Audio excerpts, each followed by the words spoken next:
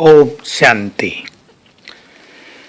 बाबा ने आकर हम सभी को माया पर विजय प्राप्त कराई है। इस माया का ज्ञान तो हमें हजारों वर्ष से था। ऋषि मुनि और आचार्यों ने भी इस माया के बारे में बहुत कुछ कहा था, परंतु कोई भी माया को जीतने की विधि नहीं बता पाया था। बस माया को जीतो, यही लोग कहते थे। पर बाबा ने आकर हमारी सोई हुई स्मृतियों को जगा दिया है, याद दिलाया तुम परम पवित्र आत्मा हो, याद दिलाया तुम देव कुल की महान आत्मा हो, याद दिलाया तुम कल्प कल्प के विजयी रतन हो। बहुत अच्छी तरह याद दिला दिया कि तुमने अनेकों बार, करोड़ों बार इस माया को जीता है। तो सोच लें हम सभी, जिन्होंने करोड़ों बार माया को जीता हो, उनके लिए अब इसे जीतना कितना सरल होगा।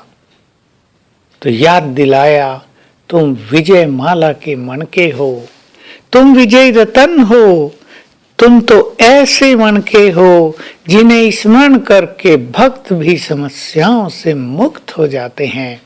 तो हम स्मृति में लाएं, मैं विजय रतन हूँ, कल्प कल्प मैंने इस माया को जीता है, काम को जीता है, क्रोध को शांत किया है, लोभ से मैं मुक्त हुई हूँ, मोह ममता से मैंने कोई नाता नहीं रखा और अहंकार को तो मैंने सदा के लिए विदाई दे दी थी। रही बात ईर्ष्या, द्वेष, घृणा, तेरा मेरा, व्यर्थ चिंतन, ये सब तो मेरे सब्जेक्ट ही नहीं हैं। तो मैं विजयी हूँ, मुझे पुनः विजयी बनना है, ये नशा हमें हो जाना चाहिए। और हो सके तो आप 108 की माला में अपना नंबर ही फिक्स कर दो, विजन बनाओ, ये मेरा नंबर है, माला देखो इसमें ये मेरा नंबर है। इससे क्या होगा, हमारे पुरुषार्थ की गति तेज हो जाएगी। मुझे ये नंबर प्राप्त करना ही है, ये लगन सभी विघ्नों को नष्ट कर देगी और हम अपनी मंजिल की ओर तीव्रता से चल पड़ेंगे। जितना जितना हमें विजय का नशा होता जाएगा, विजय रतन होने की खुमारी चढ़ती जाएगी, उतना उतना हमारे अंदर की सोई हुई शक्तियां जागृत होंगी और वो हमें माया को जीत पहनाने में बहुत बड़ी भूमिका निभाएंगी। तो माया को जीतने के लिए जहां श्रेष्ठ ज्ञान की आवश्यकता है, जहां योग बल की आवश्यकता है, वहीं तीसरी चीज स्मृति स्वरूप होने की भी आवश्यकता है। वास्तव में हमारी स्मृति स्वरूप स्थिति बहुत श्रेष्ठ स्थिति है। जब हमें स्मृति आ जाती है अपने भिन्न भिन्न स्वरूपों की, तो आज याद करेंगे बाबा ने मुझे तिलक दिया है विजयी होने का, विजयी भव। सीन सामने लाएंगे, बाप दादा सामने खड़े हैं, अपना वरदानी हाथ मेरे सिर पर रख दिया है, मस्तक पर तिलक लगाया और कहा बच्चे विजयी भव।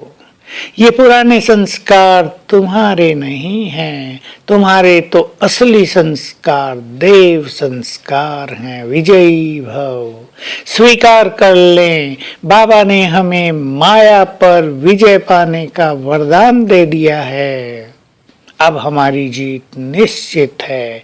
इसकी स्मृति में रहने लगे तो आज सारा दिन ये विजय का तिलक बाबा से लेते रहेंगे और अशरीरी होने की बहुत अच्छी प्रैक्टिस करेंगे, क्योंकि अनेक विकार देहभान से उत्पन्न होते हैं और जैसे जैसे हम अपनी निराकारी स्थिति में रहने लगते हैं, ये विकार सभी छूटने लगते हैं, हम वॉइसलेस बनने लगते हैं, क्योंकि देहभान छूटने लगता है, इससे व्यर्थ संकल्प भी छूटने लगते हैं। तो आज विजयी रतन होने के साथ साथ हम निराकारी स्थिति का भी अभ्यास करेंगे। मैं आत्मा बिल्कुल देह से न्यारी निराकार हूं। संकल्प करेंगे मेरा देह लोप हो गया, देह के तत्व प्रकृति के तत्वों में विलीन हो गए और बच गई मैं निराकार आत्मा। बस अपने स्वरूप पर बुद्धि को स्थिर कर देंगे तो सभी संकल्प इस स्वरूप में समा जाएंगे और हमारी स्थिति संपूर्ण रूप से निसंकल्प हो जाएगी। तो आइए आज से हम विजयी रतन बन जाएं। Thank you.